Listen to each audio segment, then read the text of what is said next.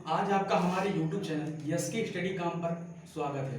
आज हम class 10th के 8.1 चैप्टर के बारे में पहला क्वेश्चन है जिसमें दिया गया है इन ट्रायंगल एबीसी, त्रिभुज एबीसी में राइट एंगल एट बी, जो समकोण त्रिभुज है वो बी पर है। AB बराबर 24 सेंटीमीटर और BC बराबर 7 सेंटीमीटर। यही क्वेश्चन को हम हिंदी में दिए गए हैं। हिंदी में दिया गया है कि एक त्रिभुज ABC है जिसमें B समकोण या 90 डिग्री पर है। AB बराबर 24 सेंटीमीटर, BC बराबर 7 सेंटीमीटर, तो AC का मान ज्ञात कीजिए। तो सबसे पहले हम क्या करेंगे, एक त्रिभुज ऐसे बना लेंगे। दोस्तों इसमें हमको ये ध्यान देना है, बोला है एक ट्रायंगल ABC है जो किस पर है, B कहाँ है, समकोण पर है। तो पहले A लिख दो और B समकोण पर रहना चाहिए। समकोण का मतलब होता है 90 डिग्री का कोण। तो ये त्रिभुज ABC हो गया। अब एक चीज ध्यान दीजिए, 90 डिग्री के सामने वाले भुजा को हम कर्ण बोलते हैं और इसको बोलते हैं, एक त्रिभुज में दो न्यून कोण होता है।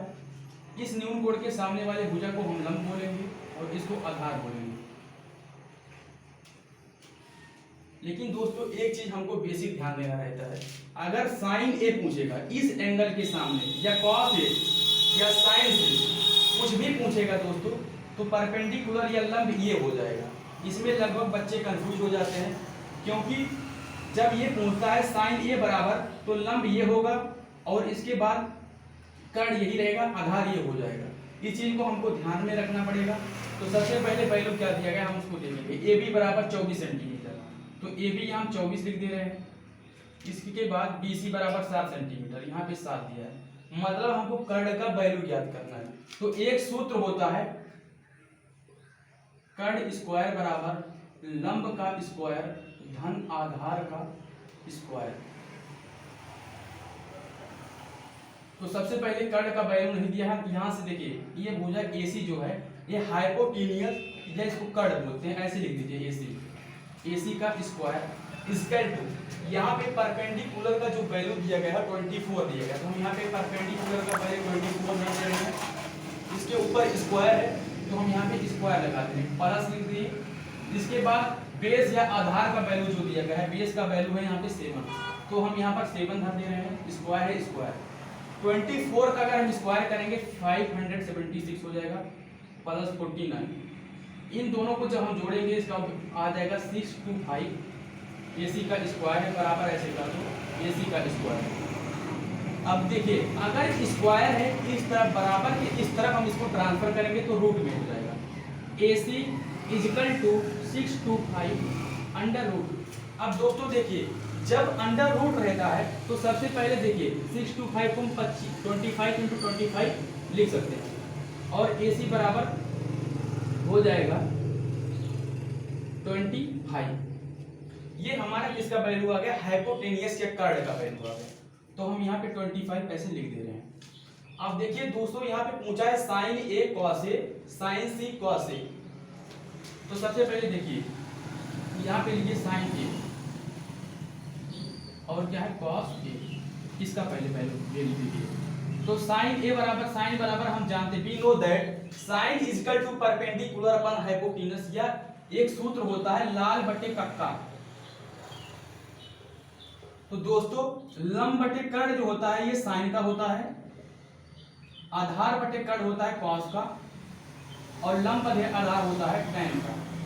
तो दोस्तों साइन बराबर यहाँ पे लंब बटे कर्ण होता है। और दूसरा अगर हम इंग्लिश वाला सूत्र देखें तो पंडित बद्री प्रसाद हर हर बोले, मतलब PBP अपान HHB। तो इंग्लिश वाला ये हो जाएगा और हिंदी वाला ये हो जाएगा। तो हम यहाँ पे हिंदी वाला लिख दे रहे हैं, साइन A बराबर लंब बटे कर्ण। तो यहां पर लंब देखिए साइन A के सामने वाला पूछ रहा है। दोस्तों यहीं पर लगभग बच्चे कंफ्यूज हो जाते हैं। कंफ्यूज क्या होते हैं, जब साइन A पूछेगा तो लंब ये वाला हो जाएगा, इसको हम खो दे रहे हैं यहाँ पर, नहीं तो आप लोग कंफ्यूज हो जाएंगे। जब साइन A पूछेगा तो लंब ये वाला हो जाएगा, मतलब लंब यहाँ पे क्या होगा 7 और ये होगा कर्ण और ये आधार हो जाएगा। तो लंब हम यहाँ पे लिख दे रहे हैं 7 और कर्ण क्या है 25, मतलब 7/25 हो जाएगा साइन A का वैल्यू। इसके बाद कॉस A का वैल्यू निकालना होगा। कॉस A बराबर देखिए यहाँ पे सूत्र क्या होता है, आधार बटे कर्ण। सूत्र होता है, पहले सूत्र लेंगे, आधार बटे कर्ड। दोस्तों ये होता है सूत्र किसका, cos A का। तो सबसे पहले हम cos A का सूत्र लिख दिए, आधार बटे कर्ड। अब देखिए जब हम cos A लेंगे, चाहे sin ले, चाहे cos A ले, चाहे tan A ले, लगभग बच्चे कंफ्यूज हो जाते हैं कि सर सिर्फ sin A लेंगे तभी ये लंब होगा। नहीं, हम चाहे sin A ले, चाहे cos A ले, चाहे जो ले, तो लंब सामने वाली भुजा होगा, क्योंकि न्यून कोण यहाँ पर क्या है, A है, इसको एक्यूट एंगल बोलते हैं। तो ये क्या है, लंब हो जाएगा। तो जब ये लंब हो जाएगा, हमेशा दोस्तों कर्ण का मान हमेशा नहीं बदलेगा, क्योंकि 90 डिग्री के हमेशा सामने वाला कर्ण होता है, उसमें हम छेड़खानी नहीं कर सकते हैं। तो कर्ण यही रहेगा, हमेशा कर्ण यही रहेगा। और लंब आधार में चेंजिंग होता रहेगा। अगर एंगल ये लेंगे लंब ये हो जाएगा, ये लेंगे तो ये हो जाएगा। तो सबसे पहले यहाँ पे लंब ये हो गया और ये क्या हो जाएगा, आधार हो जाएगा। तो सूत्र के अनुसार आधार बटे कर्ण दिया है, तो आधार यहाँ पे हम लिख लेंगे 24 और कर्ण क्या है 25, तो 24 बटे 25 यहाँ पे आंसर, और यहाँ पर 4 बटे 25 आंसर। दूसरा दिया गया है साइन सी कॉस सी। तो साइन सी और कॉस सी का देखिए वही सेम रहेगा, हम सीधे डायरेक्ट वैल्यू लिख दे रहे हैं साइन सी। साइन सी बराबर देखिए दोस्तों क्या होता है, जब ये वाला हम साइन सी लेंगे तो ये वाला क्या हो जाएगा, लंब हो जाएगा, मतलब 24 लंब हो जाएगा और साथ क्या हो जाएगा, आधार हो जाएगा। साइन सी का वैल्यू होता है लंब बटे कर्ण, तो 24 और कर्ण क्या है 25। साइन सी का वैल्यू आ गया 24 बटे 25। दूसरा लेंगे हम कॉस सी का, कॉस सी। तो दोस्तों देखिए कॉस सी जो है, जब हम कॉस सी लेंगे तो ये क्या हो जाएगा, यही लंब, लंब तो लंब रहेगा क्योंकि सेम एंगल है, तो लंब ये हो जाएगा और ये क्या हो जाएगा, ये हो जाएगा आधार।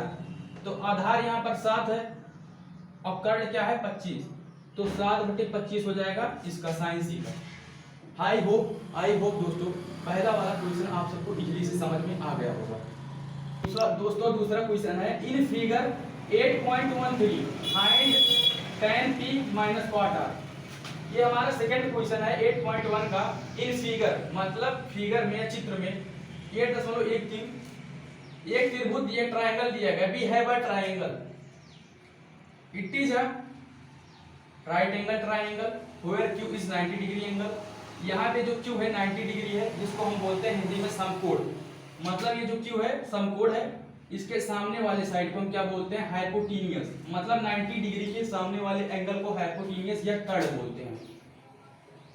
मतलब समकोण के सामने वाली भुजा को, जैसे ये समकोण है, एकरे सामने जो भुजा बा भैया एक का बोलिए कर्ण, और एकरे जो एक्यूट एंगल बा या तो एक हम न्यून कोण बोल सकी थे। एक त्रिभुज में दो न्यून कोण एक समकोण रहे, ठीक बा, समकोण त्रिभुज में, तो एकरे सामने वाले भुजा हम का बोला, लंब बोला, अब ये का आधार। तो भैया यहाँ का लंब और कर्ण का मान दिया बा, आधार का मान ना दिया बा। तो सबसे पहले एक सूत्र होता है, कर्ण का स्क्वायर बराबर लंब का स्क्वायर धन आधार के square. I mean to say that hypotenuse का square is equal to perpendicular का स्क्वायर प्लस बेस का square. In this triangle PQR we have a perpendicular is equal to 12 and hypotenuse is equal to 13 cm and base is not given in this question। मतलब इसमें base नहीं दिया गया, मतलब आधार का value नहीं दिया गया है, कर्ण का दिया गया है और इसका लंब का। तो सबसे पहले कर्ण का यहाँ पे 13 लिख दो, 13 का स्क्वायर बराबर यहाँ पे देखिए लंब का कितना दिया गया है 12 का स्क्वायर प्लस आधार नहीं दिया है, तो इसको हम ऐसे वैल्यू लिख सकते हैं क्यू से यार QR का स्क्वायर। तो इसको इस तरह ट्रांसफर कर दीजिए, 13 का स्क्वायर करेंगे तो वो 169 हो जाएगा minus 144 is equal to QR का स्क्वायर। QR का स्क्वायर बराबर 169 में से जब हम घटाएंगे 144 को तो ये आ जाएगा 25।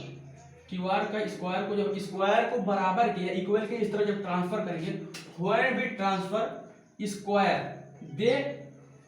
दे बिकेम अंडर रूट, तो ये क्या हो जाता है अंडर रूट हो जाता है। जब हम स्क्वायर को बराबर की इस तरफ भेजते हैं तो ये अंडर रूट हो जाएगा। QR बराबर 5।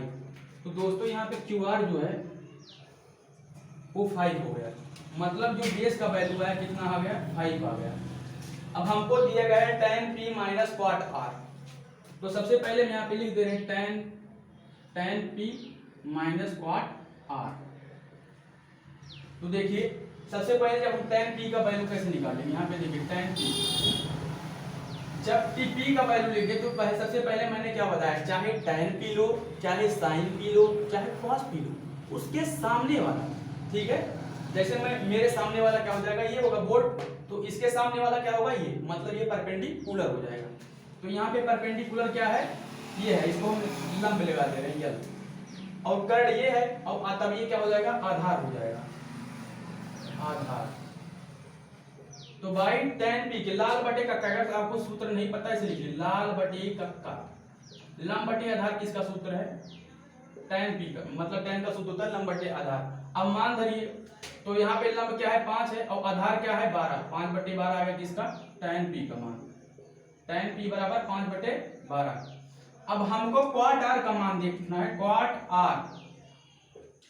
तो देखिए जब दोस्तों हम ये वाला सामने इसका भुजा लेंगे तो ये क्या हो जाएगा, ये हो जाएगा लंब यल, और ये हो जाएगा आधार। मतलब जिस एंगल को लेंगे उसके सामने वाला लंब हो जाता है, और ये आधार ये कट हो जाएगा। तो लंब यहाँ पे 12 हो गया। अब सूत्र क्या होता है, tan का उल्टा होता है क्वाट, आधार बटे लंब। तो यहाँ पे देखिए